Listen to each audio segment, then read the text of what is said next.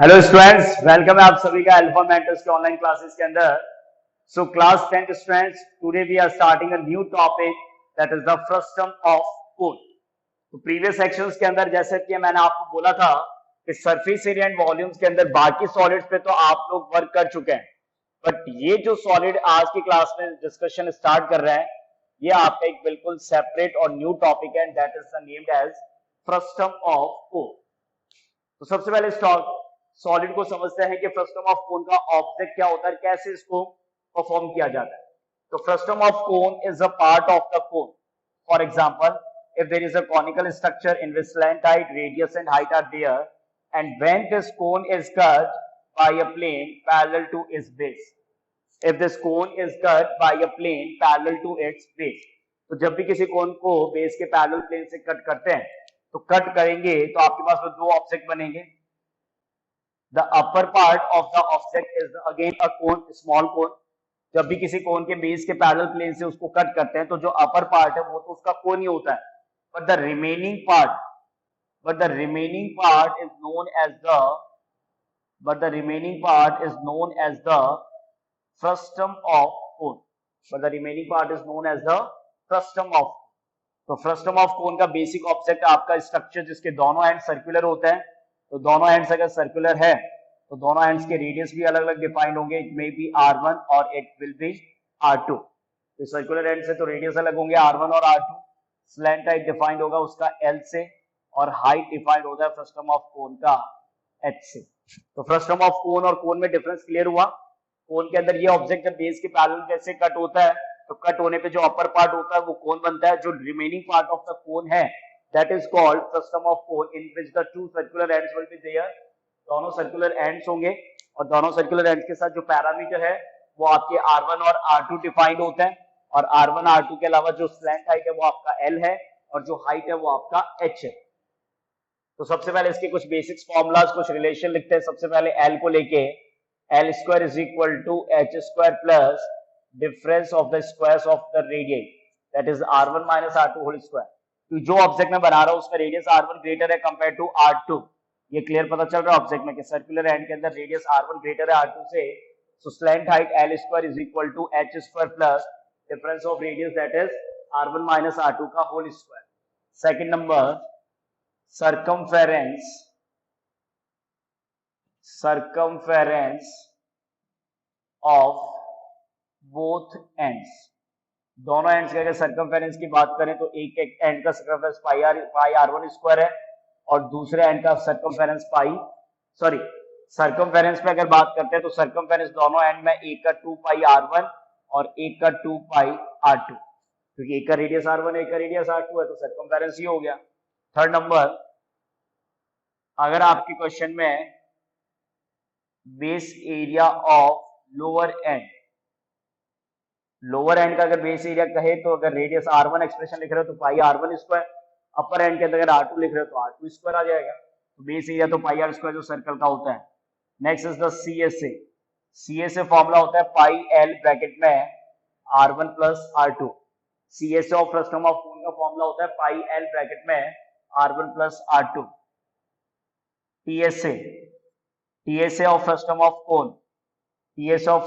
कोन का formula CSA pi l r1 plus r2 plus area of both end that is pi r1 square plus pi r2 square.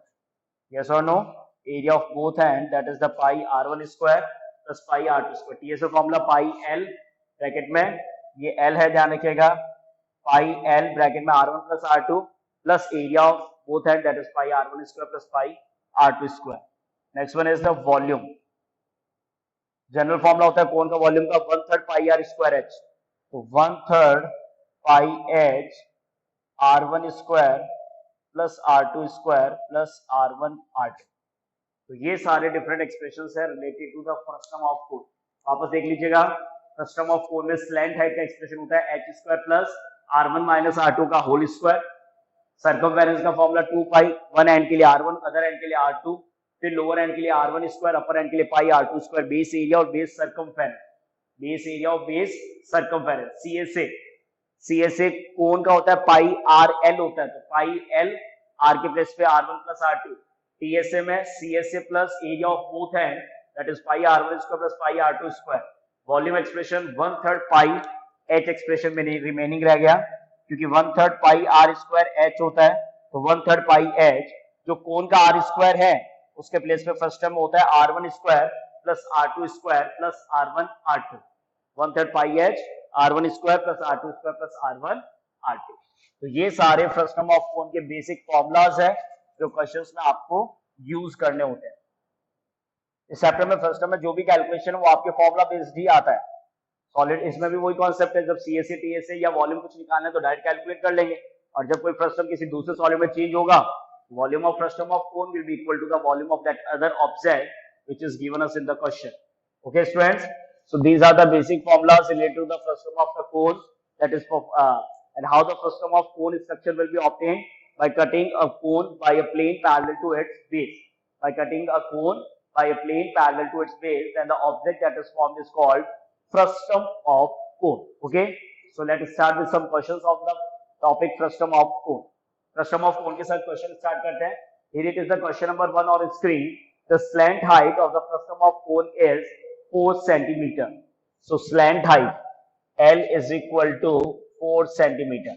एक एक expression को लिख के value को expression में लिख देंगे। The slant height L, expression में L नजर आ रहा है तो L ही लिखना है। The slant height L of the expression is 4 centimetre. Perimeters of its circular ends are 18 centimetre and 6 centimetre. Perimeters, so let radius be R1 and R2। Radius अगर R1 R2 है, so perimeter, आपको perimeters दोनों ends का दे रखा है। Perimeters of its circular ends are 18 and 6। Perimeter of one end is equal to 18 centimetre, that is 2 pi r1 equal to 18, r1 equal to 18 upon 2 pi 9 upon pi centimetre. और इसी तरीके से perimeter of other end, दूसरे end का perimeter आपके पास में 18 के साथ कितना है, 18 centimetre and 8 centimetre. So perimeter of other end is 8 centimetre. So 8 centimetre expression is 2 pi r2, r2 is equal to 8 upon 2 pi, that is 4 upon pi centimetre. 9 upon pi centimetre, 4 upon pi centimetre.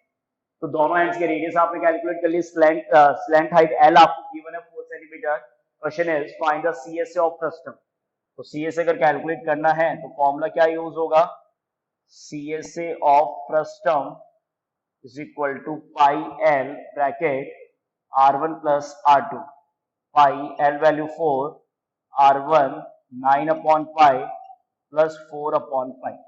तो इसलिए ध्यान रखिएगा students, बस यही reason है कि पाई की value को सब्स्टिट्यूट क्यों नहीं किया, क्योंकि क्वेश्चन के अंदर जो CS है आपको कैलकुलेट करना है उसमें पाई का एक्सप्रेशन है। तो R1 R2 को भी अगर आप पाई के टर्म्स में कैलकुलेट करते हैं तो देखिए कैलकुलेशन इजी ही रहेगा। पाई इंटू 4, अब आपको पता है 9 by pi plus 4 by pi that is equal to 13 by pi. 9 upon pi plus 4 upon pi को जब ऐड करते तो एक्सप्रेशन बनेगा 13 अपॉन पाई। 13 अपॉन पाई में पाई से पाई कट हो गया, 13 4 जा 52 centimetre square. Is it clear? समझ आया फर्स्ट टर्म का CSA कैलकुलेट करते कैसे हैं? तो ये इस तरीके से दोनों एंड्स के पैरामीटर दे रखे थे, दोनों एंड्स के पैरामीटर से उनके रेडियस कैलकुलेट किए और रेडियस के बाद में CSA का फॉर्मूला अप्लाई कर दिया। क्वेश्चन ज्यादा डिफिकल्ट नहीं है फर्स्ट टर्म के अंदर, बेसिक एक्सप्रेशन बेसिक फॉर्मूला पे ही है। Question number second, here it is on the screen. The expression is a fetch the cap used by the truck is the shape like the frustum of a cone that is the given in the figure। इस figure में भी board पे draw कर दूंगा। Its radius on the open side, जो open side है जो कि आपका 10 सेंटीमीटर है, और रेडियस जो अपर बेस का जो क्लोज पार्ट है वो आपका 4 सेंटीमीटर।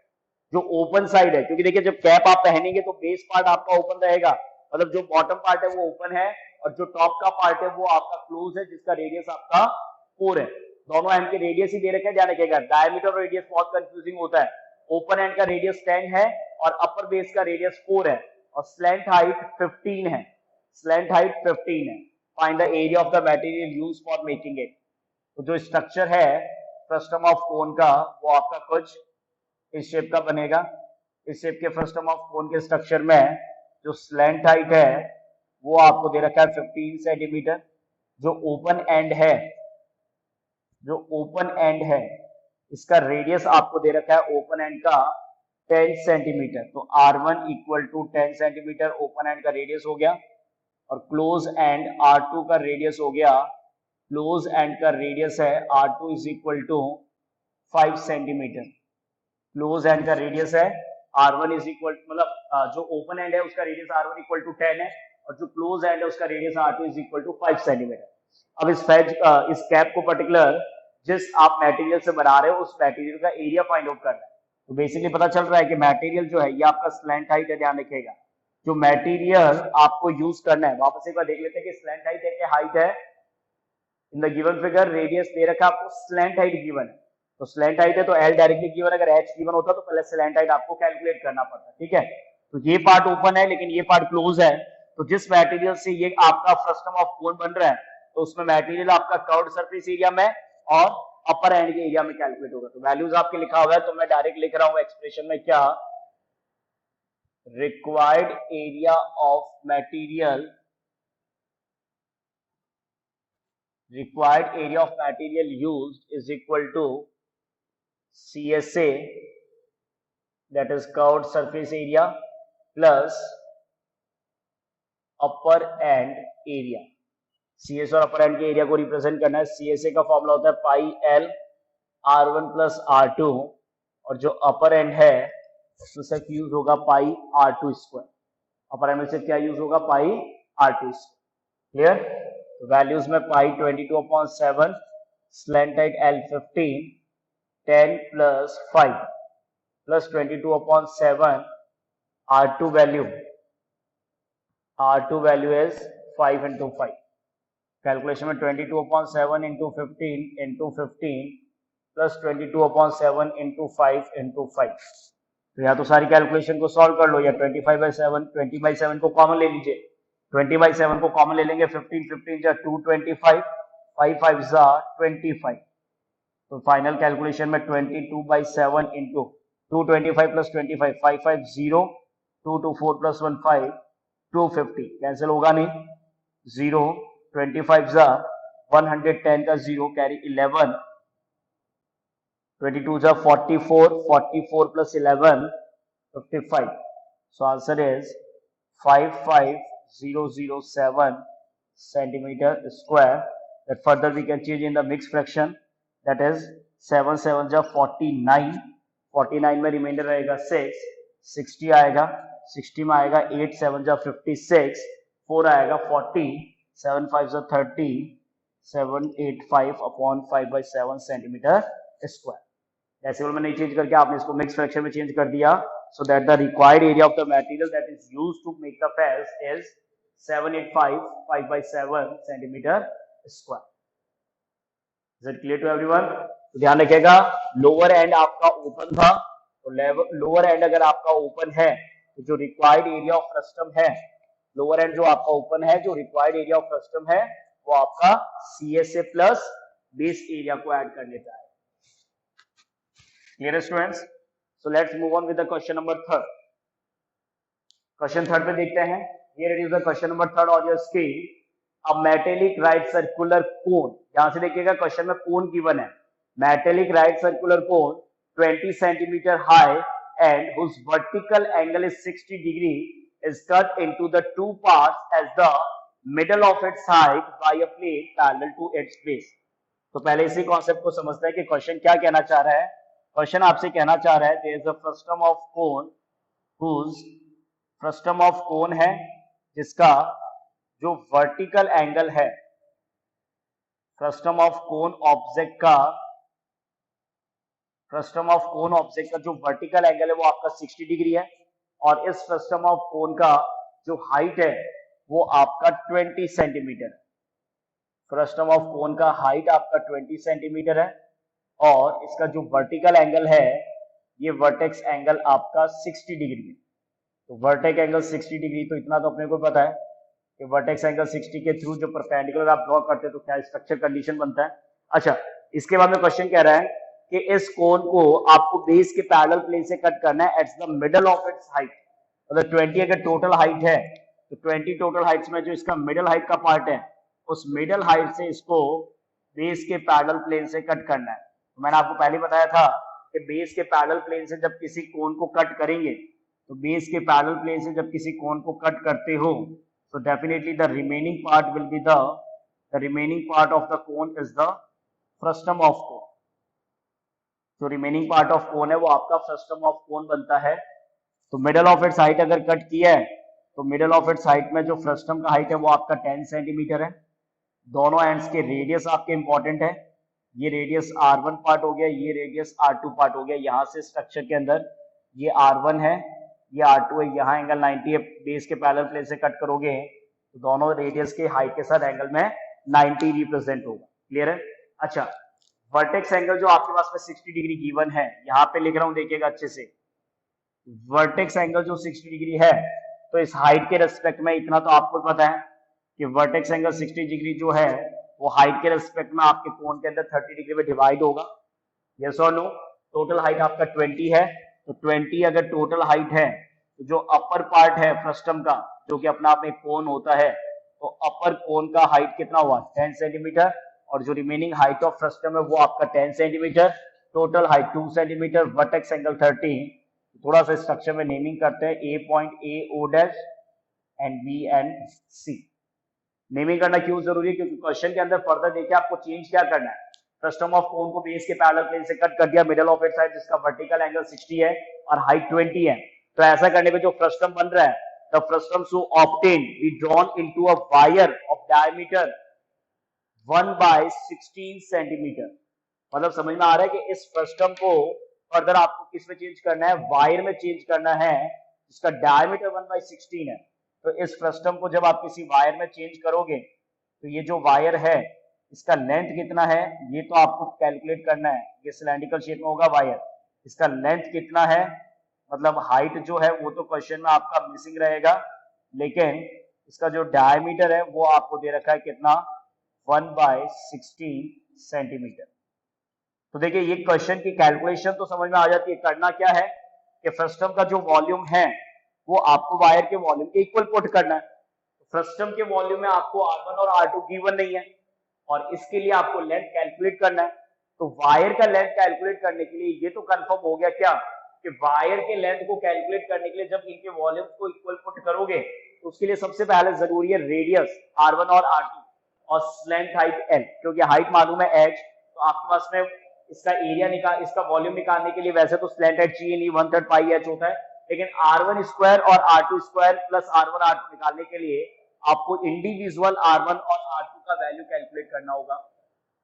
अब एक्सप्रेशन में R1 और R2 का वैल्यू कैलकुलेट अगर करना है तो सबसे पहले इस डायग्राम को आपको समझना होगा और यहाँ पे ट्रिग्नोमेट्रिक रेशियोज का बहुत इंपॉर्टेंटली यूज करना है अपने को। Trigonometric ratios, vertical angle of cone is equal to 60 degree. अगर कोन का वर्टिकल एंगल 60 डिग्री है, therefore angle OA O dash और B के रेस्पेक्ट में अगर जाएंगे BAC, तो दोनों पे ही वर्टेक्स एंगल जो है दोनों पॉइंट के लिए सेम है, that will be the value 30 degree. OAE dash के रेस्पेक्ट में भी 30 होगा और BAC के रेस्पेक्ट में भी 60 का हाफ 30 होगा। टोटल हाइट ऑफ कोन जो कि फिगर में AB से रिप्रेजेंट हो रहा है, दैट इज 20 सेंटीमीटर। तो height of upper part is equal to height of frustum, क्योंकि मिडिल पार्ट से अगर कट किया तो जो अपर पार्ट बन रहा है वो और जो हाइट ऑफ फ्रस्टम है दोनों इक्वल होंगे and that will be the 10 centimetre. वो आपका 10 सेंटीमीटर होगा जो मैंने डायग्राम में मार्क किया। तो ट्रिग्नोमेट्रिक रेशियो से ही आपको कैलकुलेशन मिलेगा। इन ट्राइंगल AOO डैश में वी हैव करके देखिए, अगर आपके पास में रिलेशन कंफर्म है, इधर देखिए इस वर्टेक्स एंगल 30 और ये 90 है, तो 90 का अपोजिट तो हाइपोटेनियस होता है, वो अपने को ना तो कैलकुलेट करना ना जरूरत है, निकालना रेडियस है। 30 के लिए OA बेस हो गया और OO डैश आपका परपेंडिकुलर हो गया। तो ए ओ डैश में tan थीटा का ट्रिग्नोमेट्रिक रेशियो यूज करना होगा परपेंडिकुलर अपॉन बेस, जहां पे थीटा का वैल्यू तो 30 है। ए ओ डैश में बेस आपका ओ ए है और perpendicular O dash upon O A. तो ओ डैश को एक्सप्रेशन में R1 रिप्रेजेंट किया है और ओ ए को एक्सप्रेशन में ओ ए दैट इज द वैल्यू 10। तो tan 30 का वैल्यू 1/√3 होता है is equal to R1 upon 10। तो R1 का value divide 10 will change into multiply, R1 equal to 10 upon √3 centimetre. No need to do the rationalisation. R1 का जो value है trigonometric ratio से, तो क्वेश्चन एक बहुत ही डिफरेंट अप्रोच पे ध्यान रखिएगा। R1 का जो वैल्यू है वो ट्रिग्नोमेट्रिक रेशियो से tan थीटा अप्लाई करके 10/√3 आ गया, ठीक है। R1 यहाँ पे आपके पास में है 10/√3 सेंटीमीटर। अच्छा अगेन एक बार फिर से ये ट्रिग्नोमेट्रिक रेशियो अप्लाई करते हैं कौन से ट्राइंगल के लिए, इन ट्राइंगल BAC में जब आप लिखेंगे we have in triangle BAC में वापस से tan theta perpendicular upon base, लेकिन इस बार जब आप थीटा का वैल्यू पुट करेंगे तो tan थीटा आपका 30 हो गया, परपेंडिकुलर आपका इस ट्राइंगल के लिए, ये परपेंडिकुलर मत ले लेना, 30 डिग्री यहाँ पे है तो इस ट्राइंगल में परपेंडिकुलर आपका BC है और बेस आपका AB है।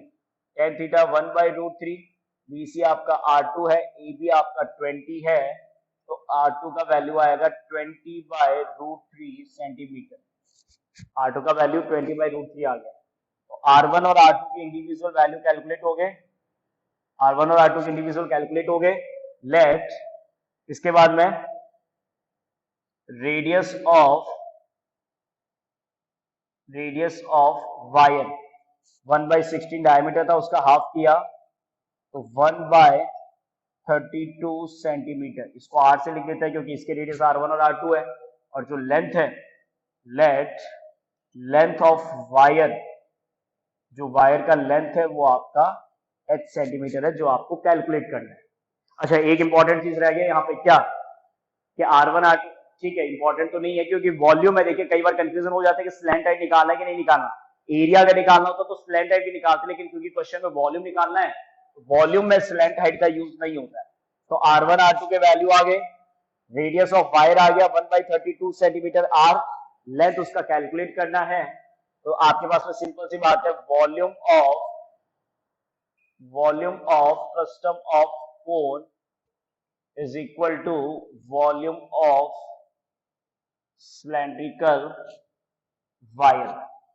जितना फ्रस्टम ऑफ कोन का वॉल्यूम होगा वो कंप्लीटली सिलेंड्रिकल वायर के वॉल्यूम के इक्वल होगा। कैलकुलेशन पॉइंट ऑफ व्यू से 1/3 pi h R1 square plus R2 square plus R1 R2, इधर सिलेंड्रिकल वायर है तो वायर के लिए होता है पाई R स्क्वायर h, ठीक है। इसके H1 को एक्सप्रेशन में लिख देते हैं, वहां पे जो आपने लेट किया था वहां H1 लिख लीजिएगा, तो कैलकुलेशन में पाई से पाई तो कट हो गया, 1/3 H वैल्यू, ध्यान रखिएगा गलती नहीं हो, फ्रस्टम के लिए कर रहे हैं तो फ्रस्टम का हाइट पहले बता दिया था, पहले लिखवा दिया था, हाइट ऑफ फ्रस्टम आपका 10 है, हाइट ऑफ फ्रस्टम का वैल्यू आपका 10 है, ब्रैकेट के अंदर R1 square that is 10/√3 whole square plus R2 square that is 20/√3 whole square plus R1 R2 10/√3 20/√3 bracket close is equal to R square H1। तो R square H1, तो H1 तो आपको निकालना है, और R square ये आपके पास में वायर का 1/16 का हाफ 1/32। क्लियर है? आगे कैलकुलेशन को सॉल्व करते हैं बेटा। 1/3 इंटू 10 तो हो गया 10/3, ब्रैकेट के अंदर 100/3 प्लस 400, क्योंकि 20 का स्क्वायर 400 होता है, 400/3 प्लस 200/3 ब्रैकेट क्लोज, और ब्रैकेट के बाहर 1/32 इंटू 1/32 इंटू H1। क्लियर है? कैलकुलेशन समझ में आ रहा है? Volume of frustum is equal to volume of cylindrical wire, equal put कर दिया। अब देखिए कैलकुलेशन में आगे फर्दर सॉल्यूशन में क्या बन रहा है, 10/3 मल्टीप्लाई अपॉन में 3 सबका सेम है तो एलसीएम सेम रहेगा, 100 plus 4 500 plus 2 700/3 is equal to, अब इज इक्वल टू नहीं करके डायरेक्टली जो डिवाइड 32 है इनको मल्टीप्लाई में ट्रांसफर कर देते हैं, that is equal to H1। तो H1 इज इक्वल टू, अब इंपॉर्टेंट बात ये है कि कोई किसी से कैंसिल ही नहीं होगा, तो कोई किसी से कैंसिल ही नहीं होगा तो प्रोडक्ट तो आपको करना ही पड़ेगा। और जब आप प्रोडक्ट करेंगे तो 700 इंटू 10 तो हो गया 7000, 32 इंटू 32 होता है 1024 अपॉन 3 3 हो गया 9। क्लियर है? तो जो भी है आप इसको मल्टीप्लाई करके 9 से डिवाइड करेंगे, जितना भी आंसर आएगा वो आपके पास में सेंटीमीटर में आ जाएगा। सेंटीमीटर को आप मीटर में चेंज कर लेना, और अगर लेंथी आंसर आता है तो मीटर को किलोमीटर में चेंज कर देना। क्लियर हो रहा है पॉइंट? 7000 इंटू 1024, 7000 इंटू 1024 का मल्टीप्लाई अगर आप करते, चलो मैं आपको बता भी देता हूं कि कैसे करना है। H1 इज इक्वल टू, देखिए 30 तो पहले से है, 7 से मल्टीप्लाई, 7 4 जा 28, 28 का 2, 7 2 जा 14 प्लस 2 16 का 6, 1 का 1, 7 का 7 अपॉन में 9, 9 से डिवाइड करते हैं। 9 6 जा 54, 9 7 जा 63, 9 7 जा 63, 63, 8 रिमेनिंग रह गया। 71 में से 17 1 में से जब 63 माइनस होगा तो 8 8 8 के साथ 6 आ गया 86, 86 में 9 9 जा 81, 86 में कितना बचा 5, 58 आ गया। 58 में 9 6 जा 54, 54 में 4 बचा 40 हुआ। 40 में 9 4 जा 36, यहां तक 0 आ चुका है, 9 4 जा 36, फिर 4 बचा, फिर 0, फिर 9 4 जा 36, फिर 0 4 के साथ 0 आ गया, फिर 9 4 जा 36, फिर 0.44। तो ये आपका चलेगा सेंटीमीटर में। अच्छा, सेंटीमीटर को जब मीटर में लाएंगे तो ये 4444 तो चलता ही रहेगा, ये तो टर्मिनेट थोड़ी है, नॉन टर्मिनेटिंग एक्सप्रेशन है। तो H1 is equal to 7964, decimal को 2 डिजिट और आगे शिफ्ट कर दो, 44 सेंटीमीटर, सॉरी अब सेंटीमीटर का वैल्यू मीटर में चेंज हो जाएगा, and bracket we will write approx, क्योंकि जो 44 का कैलकुलेशन वो कंटिन्यू चलेगा। So finally what is the length of wire? Length of wire is 7964.44 metre approx, 44 या 1 टाइम 4 जो भी आप लिखे, that will be your answer. So these are the questions based on the first term of cone. Take care. Thank you, students.